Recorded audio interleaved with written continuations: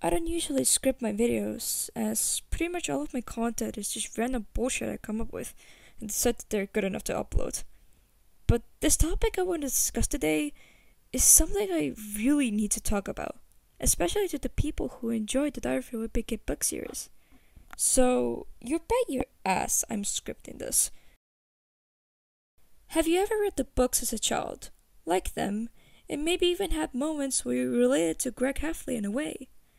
Nowadays, when you reread the older books, do you think about how Greg is such a sociopath and how evil he is? Yes? Well, I want to prove to you guys that in reality, he isn't. I know that Jeff Kinney has already said that he isn't a sociopath, but people still don't believe it, never feeling bad for Greg in any way. I personally never had thought that Greg is evil or mean or a sociopath. In fact, I've always liked Greg the most. Being way older than Greg even, I can still relate to him in so many ways.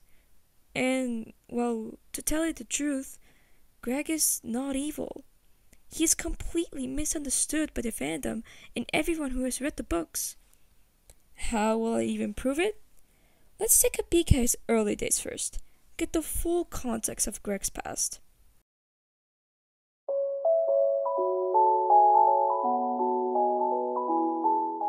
Greg used to have a pretty normal kindergarten life. He loved to collect different stuff and even make arts and crafts. He was already a pretty creative and hardworking kid in his early ages. But not all of his past is all happy and wholesome. He was actually not well trained with the basic stuff in life you need to learn at a very young age when he was super small. When everyone in his playground could already sit and basically crawl around, he still tried to lift his head. His mom even bought a baby adventures action walker that helped Greg move around places without having to actually walk. Later, when I got taken away from Greg due to knowing how it can't help the child actually walk, eventually he learned how to walk normally, but it still took a lot of time. When he got older, he then went to preschool. Greg was hoping he'd have a head start there because of all the work his mom had put in with the classical music and the educational DVDs. Yeah, that's not how you help a child learn how to do basic stuff.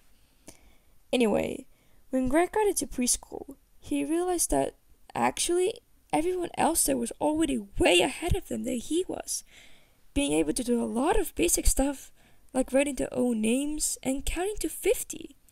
He tried to slow them down by feeding them bad information because he was really upset and scared of being that one kid who still hasn't learned the most basic stuff ever. He didn't know how to do it any other way. He just really wanted to keep up with everyone.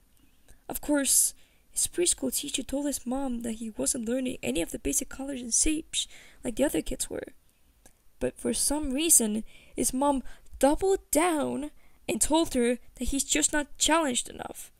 So she actually made Greg skip a grade and took him to kindergarten, where there were already a lot more advanced stuff that Greg hasn't learned yet. Already from the first day, he was scared.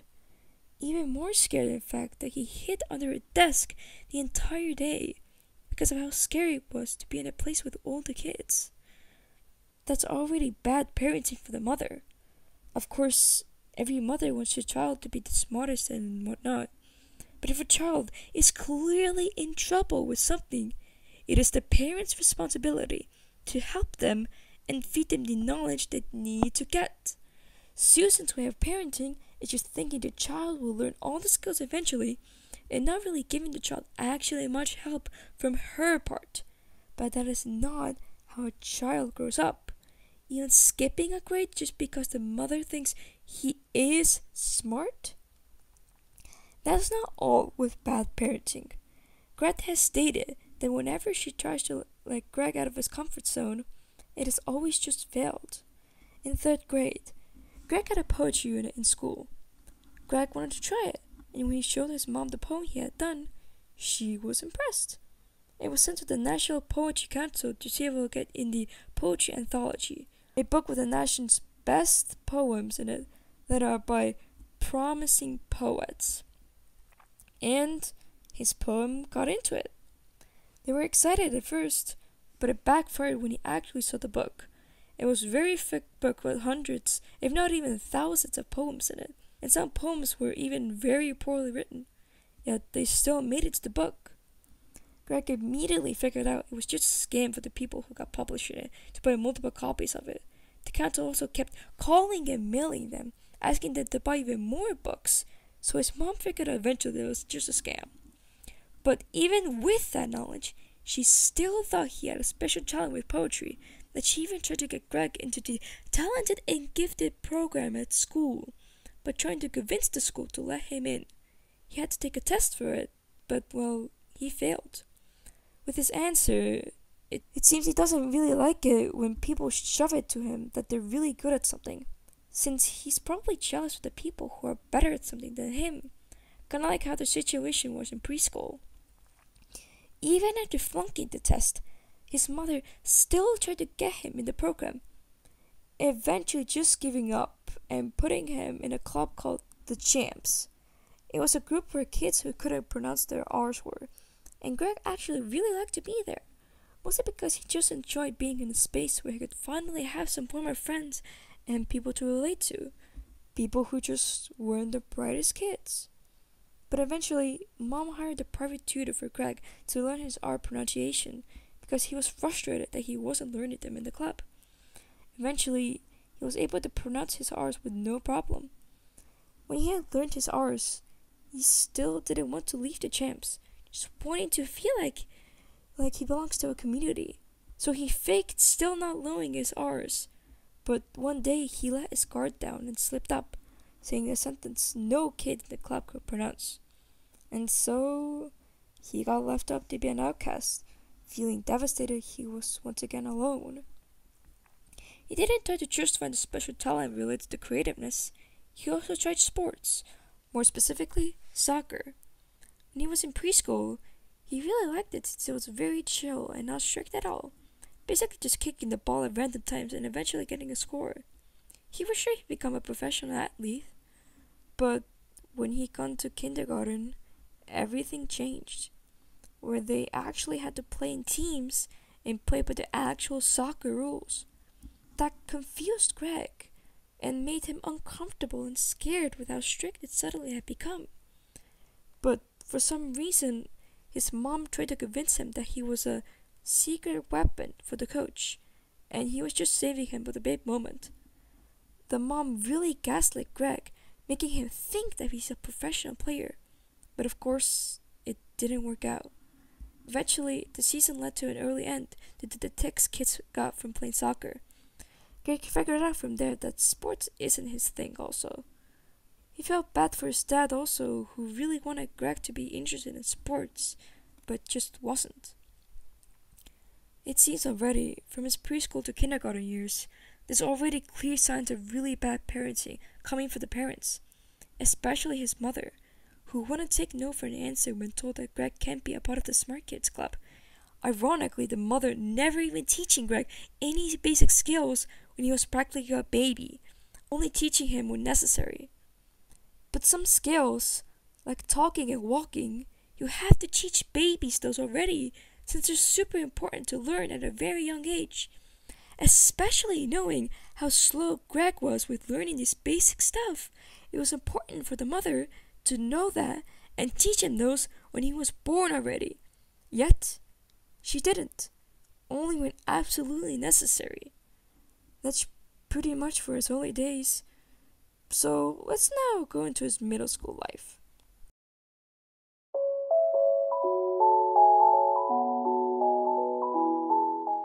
From what we've seen, Greg was obviously scared of middle school, not really knowing what to expect there since it's totally different from any other grades.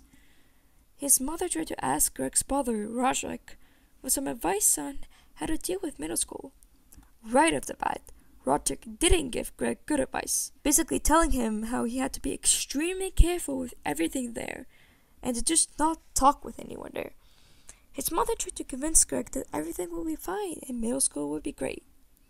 Greg was still slightly scared with his mother's words. He tried to be at least slightly optimistic about it. Well, the slight optimism all backfired on his first day. He basically got traumatized with the drastic change he went from kindergarten to middle school. First of all, he didn't have pretty much any of his old mates from other grades in his class, making him pretty much have no friends there except for Raleigh. He also realized how different everyone is there from kindergarten, now seeing that all the kids there were acting like their age now, not liking all the kid stuff in kindergarten. Of course, Greg just wanted to fit in with everyone, so he tried to be secretive of his interests and just blend in with everyone. But that also backfired. His small size led to him getting bullied by the jocks in school. He got super traumatized by the bullying, so he wanted to stop. But he thought the only way to stop the bullying was to become popular. Greg figured that if he just got popular throughout the entire school, he would be invincible to bullying and people treating him like shit. All he really wanted was for people to just simply like him. When he got that idea, he started to mentally know what he had to do to get popular. Before, he figured that the fastest runner was the one who got popular, like back in kindergarten. But in middle school, now all everyone cared about was how someone looks, what kind of clothes they wear, and if they're considered attractive or not. He learned fast what people liked and what people didn't like. But it was all new stuff to him, not really knowing how to adapt to it. In the first book, you could clearly see that Greg did many stuff in there that made him seem egocentric, a narcissist, a bad person. But I believe these actions can be justified in a way. You see, children act the way they see the world. Their home life and school life really affect how they act. So, if a child is born in a really abusive and angry home life, and there are also a lot of bullying in the school life, the child will probably act like that too, behaving badly, and probably even being abusive, because they don't know how to act kind. They've never experienced that. Greg has a pretty weird home life, having parents that he doesn't trust enough and that try to make Greg grow up. His older brother Roger always basically bullying him. His younger brother Manny also making his life a nightmare. He doesn't have a particularly good home life. Preschool and kindergarten were the only places the adults actually wanted to take care of the children and have them learn about good behavior, and his mates weren't actual bullies. But when he got to middle school, the teachers were more frustrated at the students, his mates were more aggressive with Greg. The bullying he got from all the older kids, it affected him greatly. Greg didn't know exactly how to be kind to others, since he thought people didn't appreciate kind people. So he just started to act mean, just so the people in school would like him, not really knowing how to be kind. All of his dickish actions, all of his narcissistic acts, all of them could have been easily prevented if he had at least just one person to actually take care of him, make him feel safe, help him get through middle school and get used to the change. Greg is clearly a more coward person, as he has many great fears. For example, he's very scared of change. Whenever there's a drastic change in his life, like going through the different grades and whatnot, he gets super sad and depressed about it, letting his anger out towards others about it since he just doesn't know how to express his discomfort any other way. He is also very scared of aging, really not wanting to actually age and just wanting to be a kid forever. But he's fully aware of how people in middle school don't like being with kids their age who act like preschoolers. So he tries his best to act like a middle schooler. His only knowledge of being that middle schoolers are annoying and mean. So he does exactly that. And if you notice, all of his dickish actions actually happen in the more older books. When it gets to the newer books, it's actually very different. For example, in Wrecking Ball, he told Raleigh that he's moving out. Raleigh clearly got upset over it, not wanting Greg to leave and wanting Greg to stay. He even made a card with the best memories of him and Greg hanging out, and it really made Greg actually tear up. When the Heffley family threw a moving out party, Raleigh had been invited to the party, and believe it or not, Greg got really emotional, even hugging Raleigh and crying fully, really not wanting to leave and just wanting everything to stay the same. He let his middle school act actually slip and show off his true side, the true Greg he isn't fully aware of. He's also saved his family members from some certain situations multiple times, really caring about them actually, despite the pain they've caused to them. It shows really that deep down, he has a heart. He has a big heart he wants to show to people. But his mind is still in process, still being cautious about everything and being afraid of the world. So he puts on this persona of being a terrible person because he just doesn't know how to show off his kind side. Think about it for a second. Greg's mom, Susan, is clearly trying to help Greg, but she is missing the point. She's trying to help Greg learn about himself in her ways and thinking about her time, but never actually considering Greg's own feelings and never considering how long it takes for Greg to learn about this kind of stuff. His mother keeps trying to make him grow up and act like a man already, which isn't what he wants, yet she doesn't care. Greg's dad, Frank, doesn't really pay attention to Greg, just letting him kind of do his own thing and letting him be independent. But that's not the way to raise a child. A child needs a clear support system in their life to help them learn about themselves and express themselves to the world. Greg's older brother, Roderick, isn't bothered to teach Greg all of these things, really not caring if he succeeds or not. And Greg's younger brother, Manny, well, do I even need to explain it? As for his friends, he only really has one friend, Rowley. And he's clearly not fit to help Greg in a physiological way due to his airheaded personality and not really understanding these complex emotions and struggles. And all of his schoolmates think he's a loser. So, all in all, Greg is truly alone. He doesn't have anyone to trust fully, to help him learn about himself, to just show that he can truly become a great person, which is someone to actually help him. He has clear signs of trust issues also, especially towards his mother. In the book Old School, Greg explains how adults shouldn't try to make kids feel so special and important. Like when he was in first grade, his teacher told him that he was sending him on a secret mission to bring a top secret note to another teacher. He kept on sending these secret letters to teachers every day. One day, he got curious as to what was in one of the letters, so he opened one up only to find it to be blank inside. He found out his mother was worried about Greg's self-esteem, and the secret mission thing was just a way for him to think he's special and important. Like he said, he has a hard time taking work seriously because of that. But not only that, his self-esteem probably fully crashed with it and made him trust his mother even less. And there were multiple other instances where Greg was a part of something that tried to make him feel better about himself, only to leave him feel worse about himself. Greg also fully knows about his actions, directly saying how he knows he's an ungrateful middle schooler. But he doesn't want to be. Like in the same page, he just wants Nana to rest well in heaven. He just wants everyone around him that has at least cared about him even slightly to have a nice life and be successful in life, even if he's jealous. What about his friendship with Rowley? Well, Greg may say and act like he doesn't care for Rowley, but in reality, he does care. He's just especially jealous of Rowley since he actually has a very caring and loving family. Greg knowing he can't have anything like that. He's jealous that Rowley is also greatly liked by everyone, fitting in with everyone. Greg wants to be supportive of his friend, but since he doesn't know how to, he can't. Only knowing how to be mean about it, especially with how jealous he is, but afraid of admitting to it.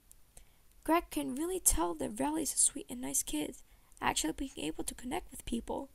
He envies Rowley in that way, just wanting at least someone to just love him. But still, nothing. No one is giving him a chance. No one is trying to actually simply just help him. One of his fears also is not being a good enough friend. He wants to be able to care for someone, but since no one has been able to fully do that, he just doesn't know how to. There are also signs in the books where there may be implications that he's really going through something, if not even depression. He talks about his fears very cautiously, really saying it straight out that he fears something.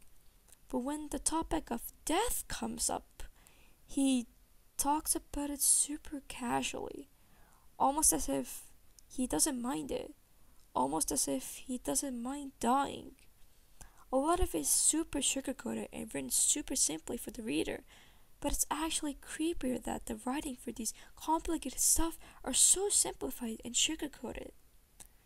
For example, in Big Shot, there are multiple pictures with Greg either being lost with black silhouettes of people or the anxiety moments of everyone in the crowd screaming at him to throw the ball.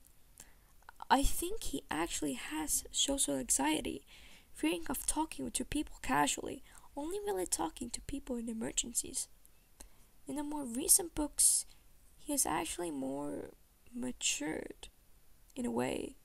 First of all, in the first book, Bickmore talks about what's happening in his life, and it's all about him. But in No Brainer, it's more about what's happening around him, not really more so about him anymore, but more so what he sees around him. And he's not really talking about popularity or girls anymore. Sure, they're brought up occasionally, but not as much as it used to. He even draws girls he likes in a different way, not even drawing with the same features he has. The girls clearly have different noses and different ears, even different head shapes, like not being perfectly round like Holly did. Greg is clearly starting to learn more about kindness and maturity, trying to actually be a sweet and good person like he always wanted to be.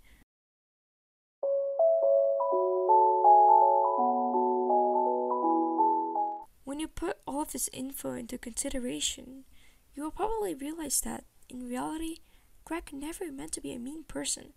He truly wants to be a caring person, but with bad parenting and the atmosphere in his school life, he never found his true self. Being frustrated that he can't figure out what's wrong with him, so he lets his anger out to others because he doesn't know how to let his problems out to any other way. Still, no one really is listening to him. I hope this video made at least someone realize that Greg isn't actually all that bad. Sure, he can have his mean moments, but really, all he needs is just a friend. Someone to take care of him. Truly.